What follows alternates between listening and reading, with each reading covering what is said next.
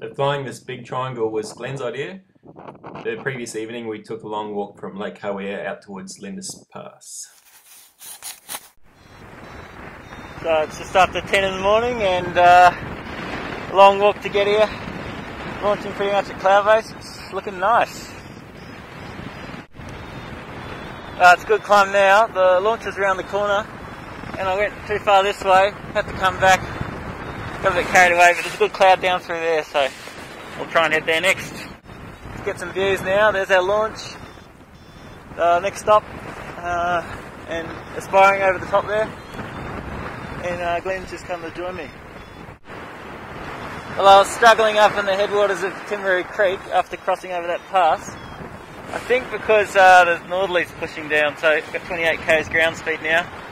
But up at 7,000 feet, I'd like to go to Sentinels, but there's no real clouds looking that great on the way, or terrain, so I'm going to head over here. Feels like a slow climb, but I'm nearly there at base 7,600 so far. See Mount Bath up there, Glen somewhere in the Aiveri. It's really hard to understand on the radio for me. And I'm just getting enough height to cross Lake Hawea. Well, pretty rough country in here. I got a 40% collapse a bit further out. I've just come in and slowly getting higher, but sort of like, I think it's, hasn't properly started working. It's just a few bullets. Well, obviously the clouds are looking alright. It's a bit of a struggle to get this climb. Ended up getting it from the lee side spur, really. Look at this craggy country. Well, here we are, just south of the Wilkin. I got under 3,000 feet near Makarora back there, but managed to soar up Mount Albert. And probably almost certainly going to abandon this triangle idea because of this northerly. I might try and go to Mount Twilight, which I climbed a few days ago. Anyway, but then I'm thinking of heading down that way towards Glenorchy. Nice climb here, just approaching 8,000 feet. Just over Jumboland Flats in the Wilkin. It's Wonderland Stream, and I think this is a convergence cloud with wind coming down the Wilkin and down here, I guess. On my theory. Some pretty strong lift before, it didn't last very long. So that's Mount Twilight there, the one I climbed a few days ago. And this Shonky Ridge, that's what I retreated from. It was awful. But you can see just a bit further on, it's beautiful tussocky slopes with tarns on the way. It would have been lovely if I got to that, but it looks terrible getting to it. So I came down that spur that juts out. On the other side is like cliffs, and then just where that trees are in the valley, I came this side of it, and there's some bluffs that you can't see, and I couldn't see either, that I had to get around. It took me 3 hours. So, it's all tied together. Mount Twilight. Just getting in front of it. Well, the wind's still in front of me, but trying to get around the corner a little bit. Tricky, you don't want to bomb out in the Wilkin again either. Pretty bumpy in here, you can see the cloud pouring over the divide, Lake Diana. And I just want to get around there, so just hanging in there. Mount Twilight still. My campsite is on that ridge just to the left of my feet. I think I can see the tarns, yeah.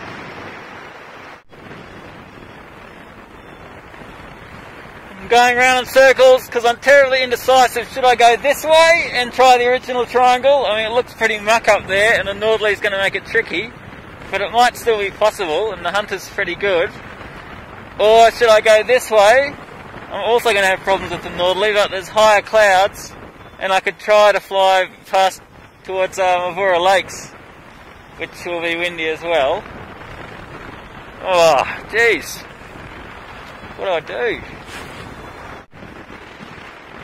Hard in the mouth with the commitment, but it's pretty scenic. Spotted another lake upstream of Lake Diana. Show me on the ridge down there. Looks like they just see me. There's a few of them actually.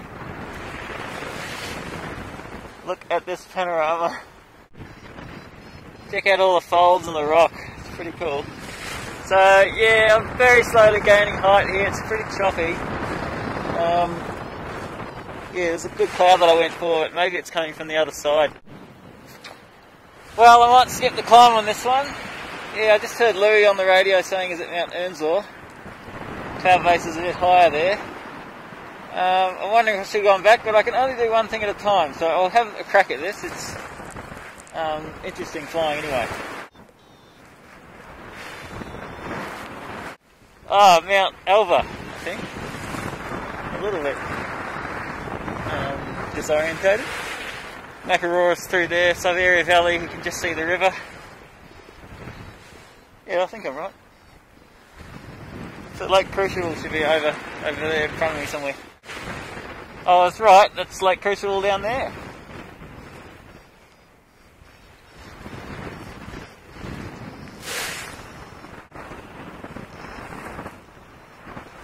Yeah, I'm totally in the lee of the northerly. So I'm getting up with Gillespie Pass there, and a little bit less remote now. Just the young river to get out, but I'm going to go back in to the Hunter if all goes to plan. Just had a second in-flight pee, a few less drops than the first one. And I don't know where it all comes from, I've only had 3 mouthfuls of water today. So I've got to not drink the day before as well, I guess. Whew.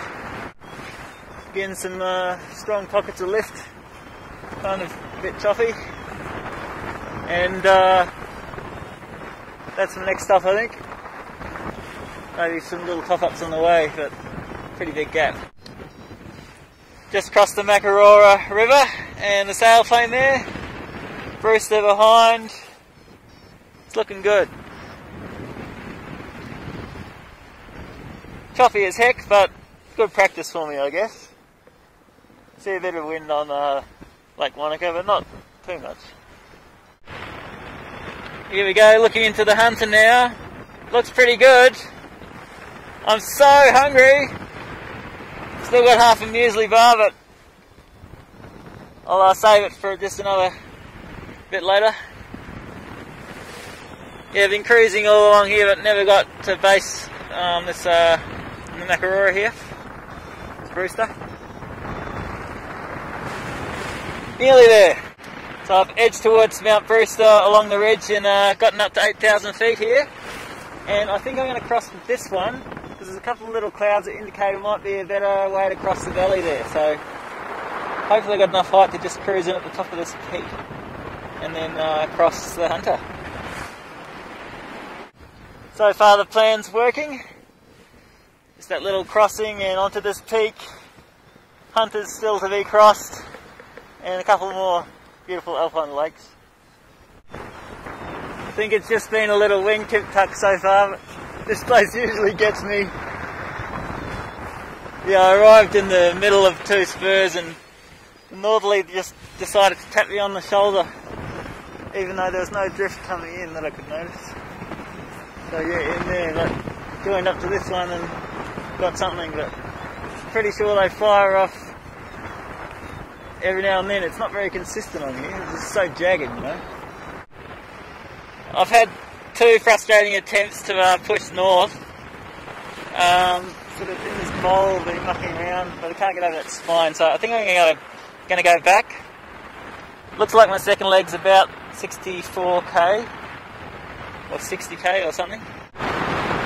I've got to climb when I gave up, and I've changed my mind. I'm going to push towards Huxley, but any more shenanigans and I'm back home. I'm running out of time here.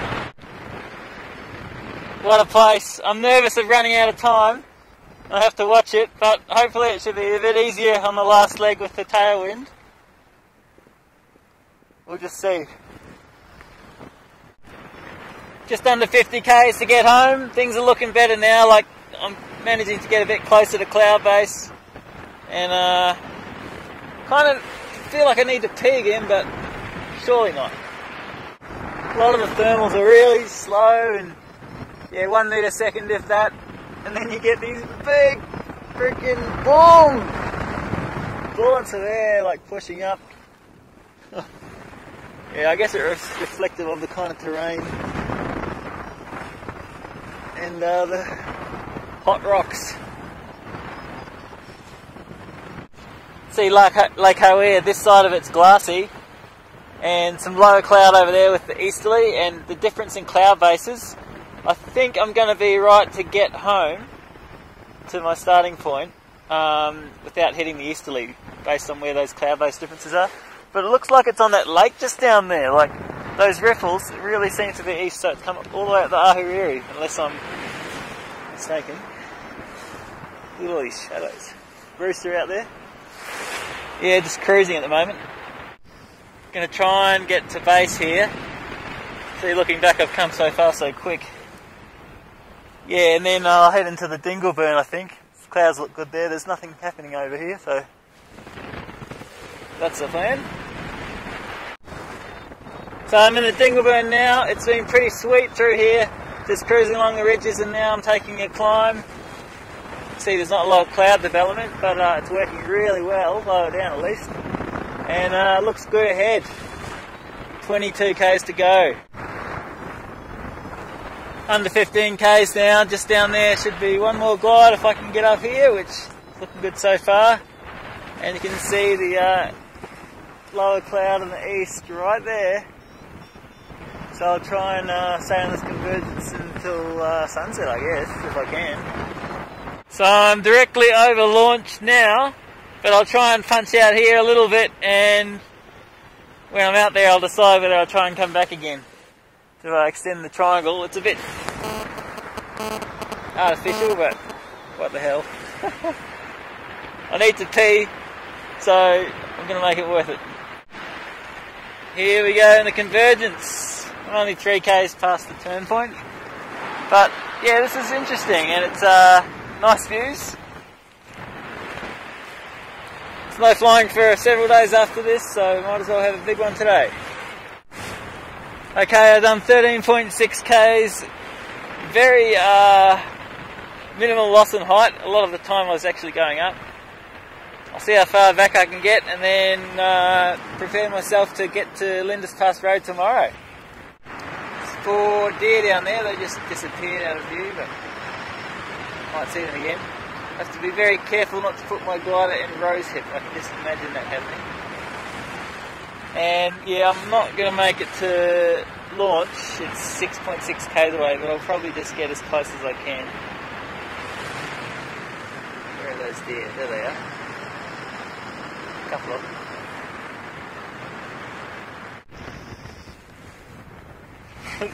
Bit of a last ditch attempt convergence in this gorge. But there's a road out there, or it's pretty close if I just go there. I think I'm going to land here actually.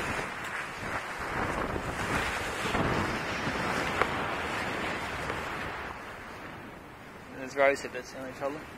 Oh, shit.